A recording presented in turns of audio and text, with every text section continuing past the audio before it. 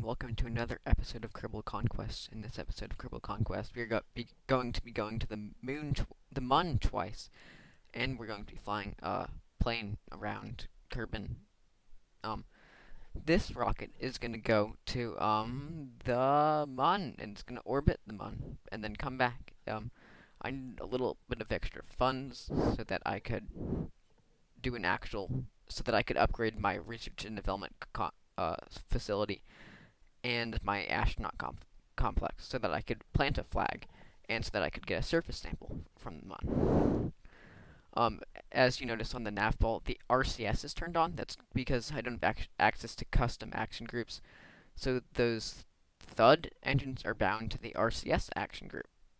And when I got into orbit, I no longer needed them on, well, because I didn't need their thrust anymore. As you can see, there are two pods here. One of them is full of tourists and Jebediah. That's the one that we're about to detach right now, because those tourists only wanted to go into orbit. And then the other one is full of tourists and probe, so that, yeah, so that it has three tourists and a probe, so that it can control itself and carry the tourists. These are just the largest modules that I have access to, and uh, yeah, which is why I'm using them. They each hold 3 people. And look, it's re-entering the atmosphere. So cool. Um, it's kind of hard to see. Sorry about that. Because reasons. Because nighttime is dark in Kerbin, and I don't have any mods to increase brightness because I don't use mods. And then back over here, we're gonna be doing our trans Monar injection burn, I guess you would call it. Because in real life, it's called the translator injection burn. And at this point, I started having problems with yaw control. And I thought that detaching that second stage would fix that. I mean, that first stage. Yeah, whatever you call it, would fix those yaw control problems. But as you can see, I'm still having a little bit of difficulty yawing, and it's very hard to actually do anything without access to yaw. I know, so surprising. I have no idea why yaw was messed up like this, but if you look at the nav ball, I couldn't use yaw, so I would have to roll and then pitch if I wanted to yaw, and that took way longer than just yawing, which was annoying. And I checked it, and it said I was yawing on the thingy that tells you what you're doing. I forget what that's called, but the yaw button just wasn't working. And at this point, I didn't have any probe control. Well, I only had limited probe control, so I couldn't turn up my thrust limiter, and it was set to like 5. So this burn took a while because of reasons. I should have planned ahead and changed my thrust limiter back when I still had access to the ComNet. But yeah, I the maneuver node that I made me get captured too much. It was supposed to get me into low Mun orbit, but then I realized I don't actually need to get into low Mun orbit to beat my contract. So, yeah. I think the problem might be that the pod and the probe control body are giving different commands, but that doesn't make different like yaw control things. I've no idea why I wouldn't be able to do yaw. Maybe it's because the torque from the pod and the probe core and the reaction wheel are like opposite to each other, so nothing happens. But then when the engines are on, you still can't control yaw. I was just really confused. Yeah. And more reentry. At the end of this reentry, we run out of electric charge, but luckily the parachute's deployed before then. See, at the top left, we have no control over this vessel, and it's just plummeting into the ground. This is our Mun lander. It's a center stack thingy with 4 bobcats on the outside, and I used shrimp solid rocket boosters to detach the boosters with this. Yeah. As you can see, if you look closely, there's no transfer stage, the transfer stage is that Bobcat core because it's actually has 3 kilometers per second of delta V, and then after we perform that orbital insertion burn, then it'll be like 2.3, and that's like way too much delta V to do a Mun mission. Like I could land on the Mun with that much delta V. I might even be able to come back. Oh well. But I don't have any landing legs that are big enough to extend past the Bobcat. So I still have a second stage, which is a lander stage. And this is my plane change maneuver. As you can see in this mission, I could actually control yaw, which is very good for me, because having full control over your vessel is always fun. I just want to get my periapsis a little bit closer to the Mun, surface of the Mun. That's what that burn was for. This is like the worst commentary ever. Oh well. And now we have a Mun encounter. And when you get a Mun encounter, you make a maneuver node at periapsis to get you captured at the Mun, which is what I'm trying to do right now. I think this is set to real-time speed, which is why I'm taking so long to do everything. Because I'm actually really slow at playing this game. I should probably have sped this footage. I thought I sped this footage, at least. But that doesn't look like sped up footage. Oh well. That sounds like a me problem. And look at how fast we did that, Mun capture, because this is playing back at like 4 or 8 times speed, which is probably why that was so fast. I don't know. Maybe not.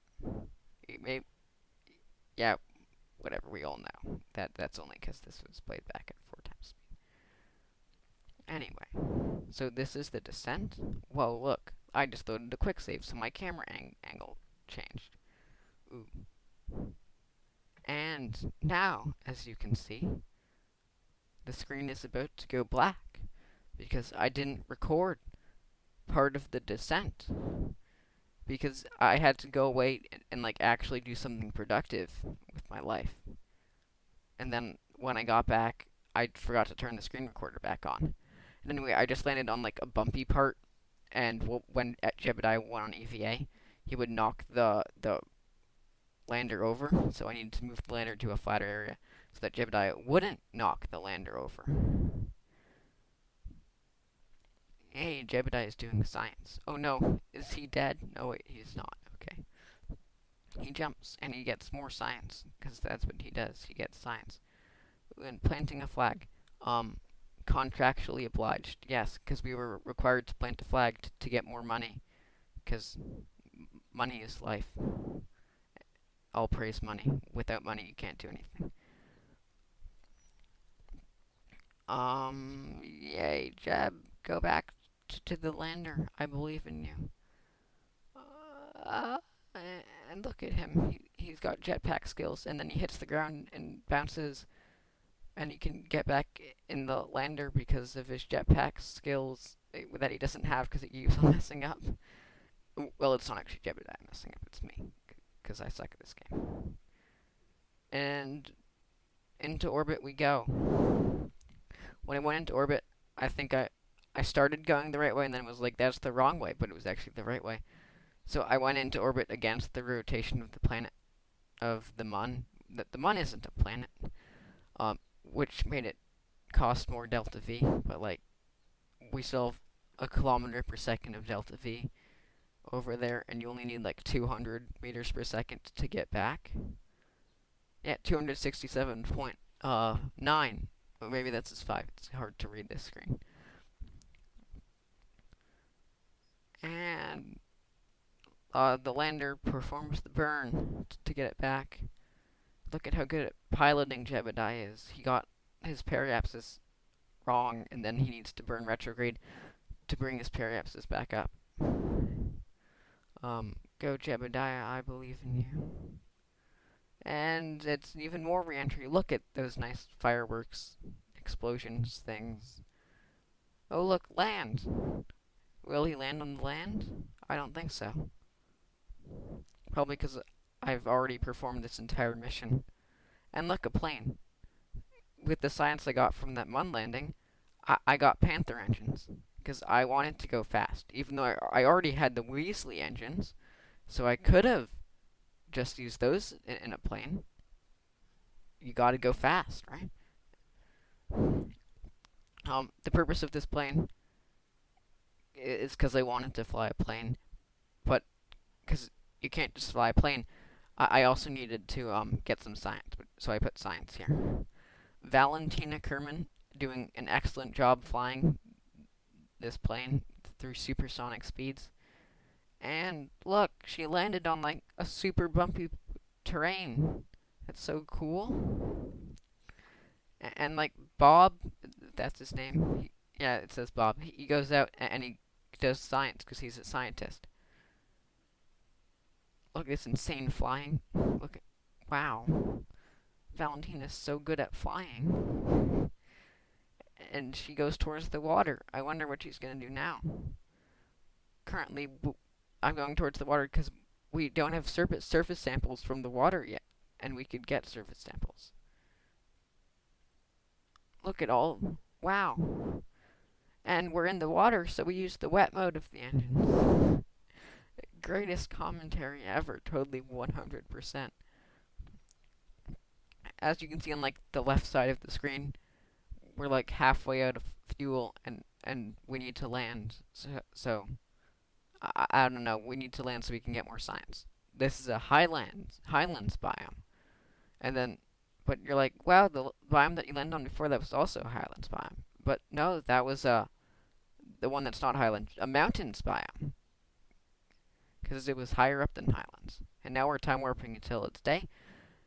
And Bob is doing science from the highlands. And we take off, and I think we head home after this. Wow. Or maybe not. I don't know. I don't even know what we're doing. We're going towards the water, but we've already been to the water. Oh wait, now we're activating navigation towards the KSC. On the nav ball, there's a little green flag marker, and that's what activating navigation does. That tells you where it is, because it's kind of hard to find the KSC, and you don't have a computer program telling you where it is. And wow, we cut this close. If you look on the left, we've got almost no fuel left in those engines. Wow. Well, that's probably because we used wet mode way too much, and wet mode is less efficient. Ooh, look at those skips. Beautiful landing. Beautiful textbook landing. But we didn't land next to the KSC. I mean, we didn't land on the runway like we were supposed to, so we're going to drive into the runway. And done.